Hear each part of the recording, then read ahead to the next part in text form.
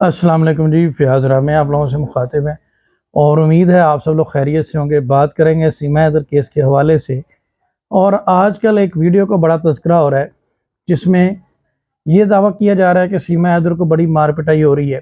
और इस हवाले से हैदर ने एक वीडियो भी बनाया और उसमें सीमा हैदर के वीडियोज़ भी दिखाए, जिसमें वो बुरी तरह से रो रही है और जिस्म के मुख्तलिफ़ हिस्सों पर ज़ख्मों के निशानात जो हैं वो भी दिखाई दे रहे हैं और स्वेलिंग भी नज़र आ रही है।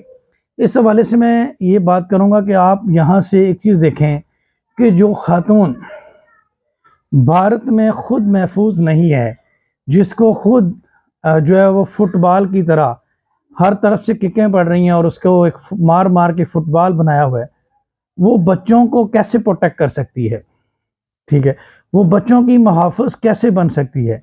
आप एक चीज़ इमेजिन करें, जिस तरह की मार की वीडियोज़ दिखाई जा रही हैं, इस तरह के अगर कोई बच्चा जो है, वो उसको बचाने की कोशिश करे, क्योंकि उनकी वो मदर है, बच्चों की जो ग़ुलाम हैदर के बच्चे वहाँ पे सीमा हैदर के साथ अनफ़ॉर्चुनेटली वहाँ पे रह रहे हैं। अगर उनके सामने ऐसा कोई टॉर्चर किया जाता है बच्चों के सामने, तो सबसे पहला तो सवाल ये पैदा होता है कि बच्चों की मेंटल कंडीशन के ऊपर क्या इम्पैक्ट पड़ता है, जब उनकी माँ को इस तरह से टॉर्चर किया जाए, या चाहे उस खातून का किरदार बेहद ख़राब है, ठीक है, उसके बावजूद भी, लेकिन जो बच्चे अभी माइनर हैं, अभी बिल्कुल छोटे हैं, तो वो उनके ऊपर किस तरह से गहरा इम्पैक्ट डालता है, जब इस तरह से शदीद किस्म तशद्दुद का निशाना इस खातून को बनाया जाता होगा। और आप एक चीज़ सोचें कि ये खातून किस तरह से बच्चों को प्रोटेक्ट कर सकती है, किस तरह से बेहतर फ्यूचर दे सकती है।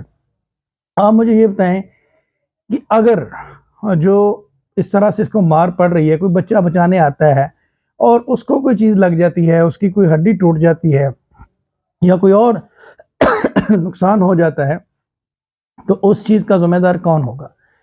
और यही वजह है कि बच्चे जो हैं वो इस वक़्त इंतहाई डेंजर में हैं और अनहाइजीनिक एनवायरनमेंट में हैं।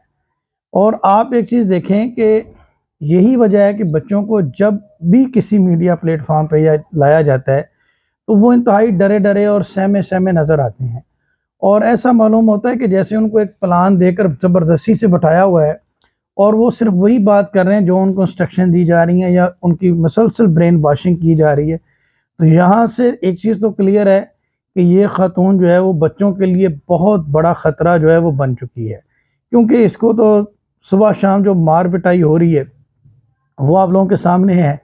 जिस तरह के, जैसे हम पंजाबी में कहते हैं ना कि आलू पड़े हुए हैं, आलू पड़ने से मुराद ये है कि ठीक-ठाक किस्म की धुलाई हो रही है।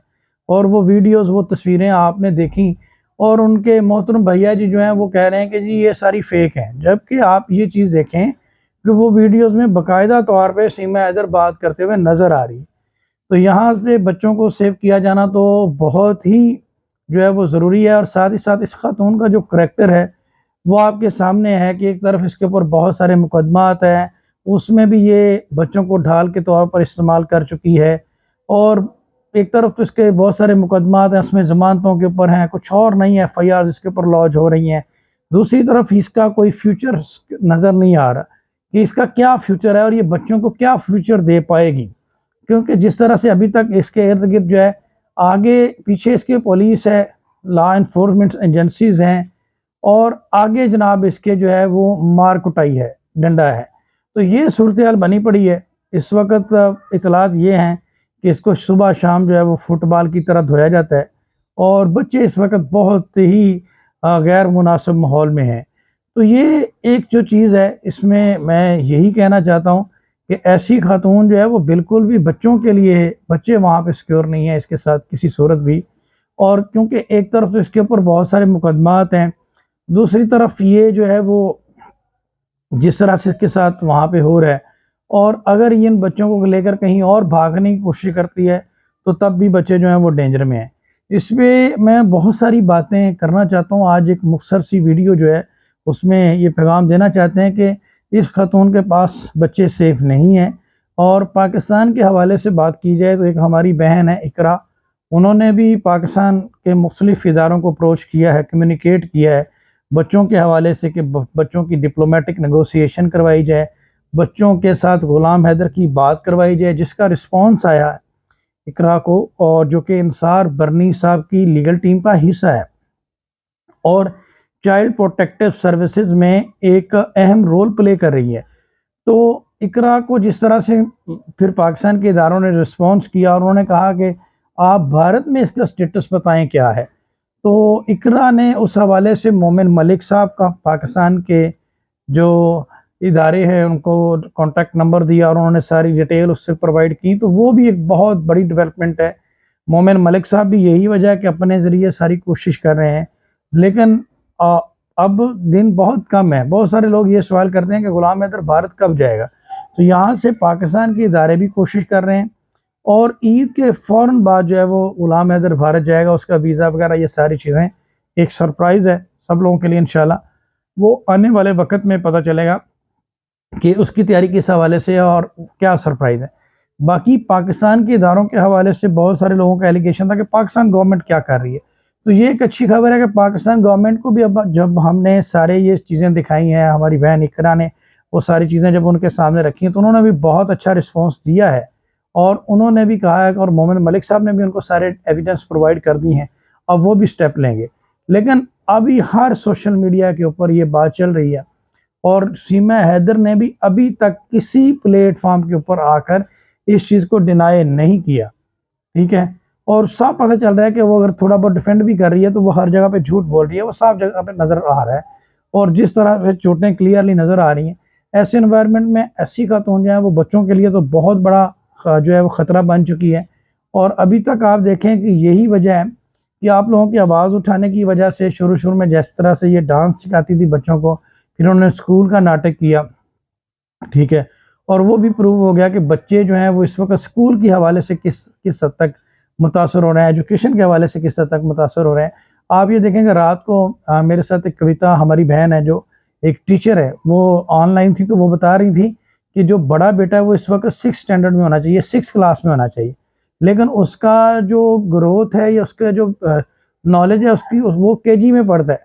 अब आप देखें कि 6th क्लास का बच्चा अगर केजी में बैठेगा छोटे बच्चों के साथ, तो वो सबसे मुख्तलिफ लगे, उनके साथ कैसे एडजस्ट होगा। तो अगर आप उसको 6th क्लास में लेकर आते हैं तो वो पिछला नॉलेज नहीं होगा, बेस नहीं होगी, तो वह कैसे आगे चल पाएगा। तो ये नुकसान उन बच्चों का हो रहा है जिन्हें फिलवक्त बहुत ज़्यादा काउंसलिंग की ज़रूरत है और इस इन्वायरमेंट से अलग करने की ज़रूरत है। और इसमें भारत के इदारों को भी, क्योंकि सीमा हैदर इस वक्त भारत में मौजूद है, भारत के इदारों से भी हम रिक्वेस्ट करते हैं, उनसे इल्तजा करते हैं कि वो भी इस मामले को थोड़ा देखें और इस हवाले से देखें कि बच्चों को भी कहीं टॉर्चर तो नहीं किया जा रहा।